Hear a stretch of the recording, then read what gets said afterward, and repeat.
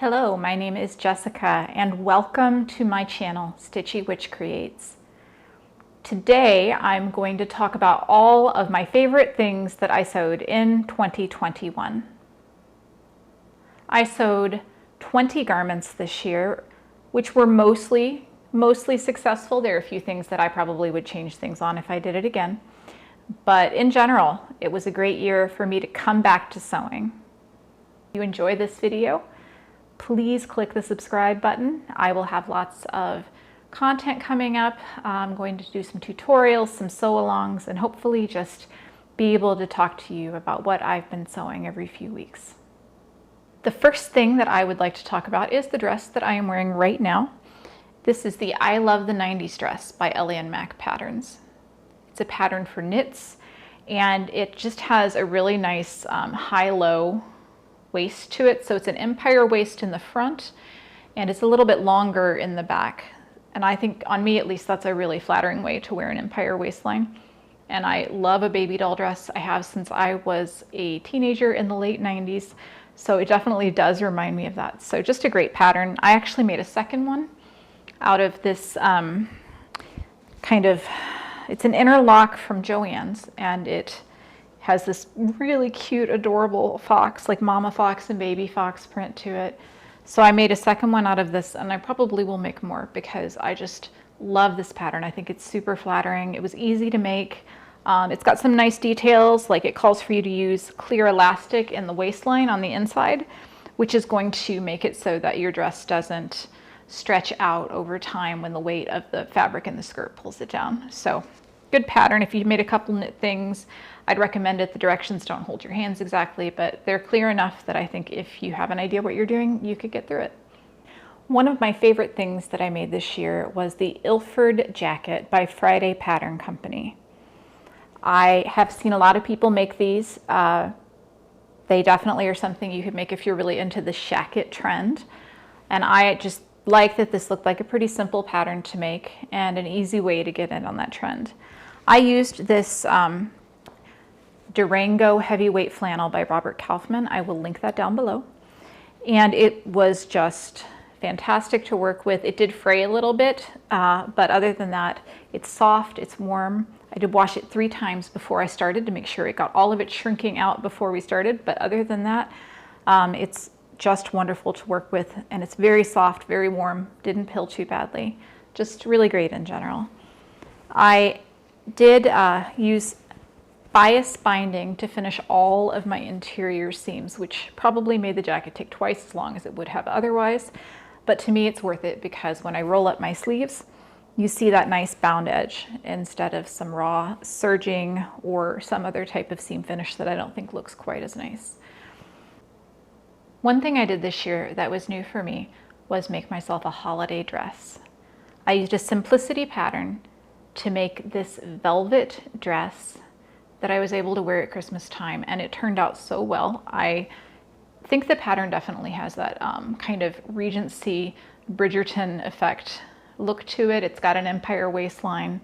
I chose to make it from a stretch velvet, which is a knit fabric, so I eliminated the back zipper, and I lined the bodice of the dress itself with the same fabric. So I've got that soft velvet inside and outside, and that made it a little bit thick, but it was worth it. I will say that the length of the dress is a little bit longer than I was expecting it to be. This is the shorter length, so the long length would definitely go down to the floor on me, and I am 5'7", so it's pretty long. I shortened the sleeves. They were quite long on me as well. And I did not use the button fasteners that the pattern called for. But in general, such a lovely festive dress. I was able to wear it for Christmas. I wore it on New Year's Eve. And I definitely would recommend the pattern if it's a style that appeals to you. Next, I have the Patina Blouse by Friday Pattern Company. I actually made 3 Friday Pattern Company patterns this year. Coming back to sewing after a few years away, I found that there were just about 900 new indie designers for me to try out. And so one of the first that I chose to try out was Friday Pattern Company. I like their patterns. The instructions give a nice finish. I will say that on me, probably in general, their patterns are too short. So I need to lengthen them. I did not do that on this. It's made from a Liberty of London lawn, which is beautiful and was expensive, but honestly worth it. This blouse does not wrinkle. I've probably worn it 4 times right now, and you can't see any wrinkles on it because the fabric is just so fine that it doesn't really wrinkle. The sleeves are too short for me. I do have long arms, but I think that's probably just an alteration that I need to know I need to do in general when I use Friday pattern, company patterns. And I have several more that I want to make, but I think it just turned out beautifully. And if you like the style, the collar, it's that statement collar that's so big right now, but it's not so big that you look like you're wearing some kind of a costume from another era. So just a really nice solid pattern, and I plan to make another one this summer out of a tencel twill with the short sleeves. This is the Romey gathered dress and top by Sew House 7. This is the first of their patterns that I have made as well. That's going to be a theme for all of the indie patterns because I've never made any of them before. I'm very happy with how it came out. The finish that it asks you to give is really beautiful. Everything is enclosed. There are no raw edges. It calls for French seams, which I love. I love French seams. I will say that if you sew this, be aware that if you do a French seam from the hem all the way up to the end of the sleeve, you're going to have some trouble getting it to lay flat because you're going to have a curve, and French seams do not like curves. So if that's something you care about, I would not do a French seam on that curve or on that seam, but everywhere else I think it's beautiful. I love the button in the front that I used, and I think it looks great. Just a really good pattern. I initially made it in the longer length, and I thought it was beautiful and really dramatic and fun, and really not something that I'm actually going to wear in my day-to-day life. It stuck to tights or your legs if you didn't wear tights because I made it from a polyester fabric. So in the end, I chose to cut the length off. I actually intended to make a dress, like a shorter dress length, but it ended up mostly being a tunic because I got a little too excited with my cutting. But I'm very happy with that, and I wear it with leggings all the time, and I get so many compliments on this fabric, which is a crepe fabric by Telio Fabrics that I got from fabric.com, and it's got bees all over it, and it's just adorable.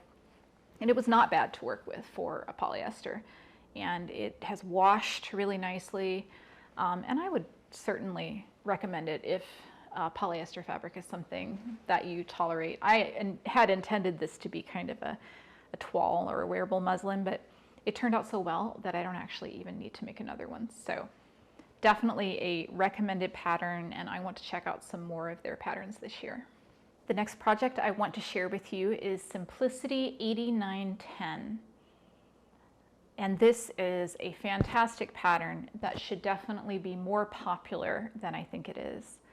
It manages to have this really pretty nipped in shape, which it achieves without requiring you to sew in a zipper. So it'd be really great for those fabrics that are a little bit harder to sew a zipper into.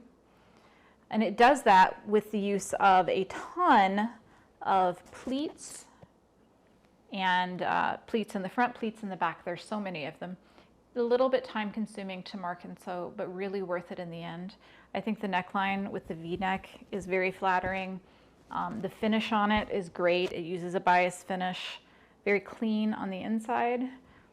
The sleeves have darts that make that balloon shape down at the cuff, and they turned out just beautifully.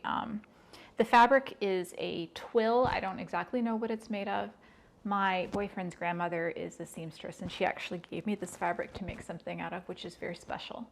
So I am really glad that this project turned out so well, and I certainly would make it again in a lighter weight fabric for summertime. And finally, I have Simplicity 9385. This is a pattern that was new this fall. It has a turtleneck. I think it has several options for the neck, but I chose to make the full turtleneck.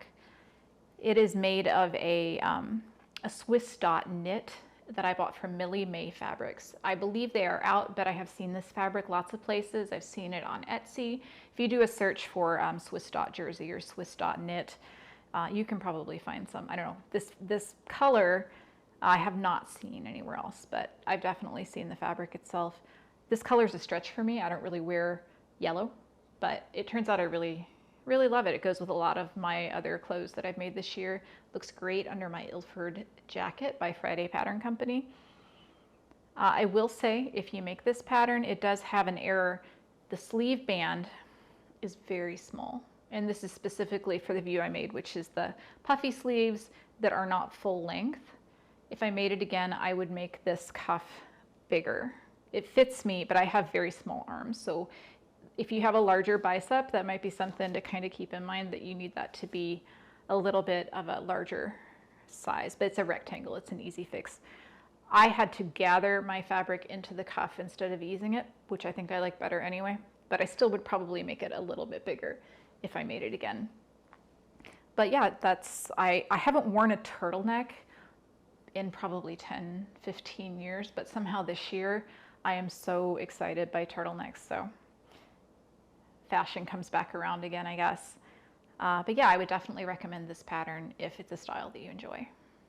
That is it for my top makes of 2021. This is my cat Bones, who has been wandering around my feet the entire time that I've been filming this video. I hope you enjoyed the video. If you liked it, please subscribe, comment, like, and there goes the cat. And I will be back with tutorials, with some sew-alongs, with more chit-chat about the things that I've been sewing here. And in the meantime, happy 2022. I hope you have a wonderful year.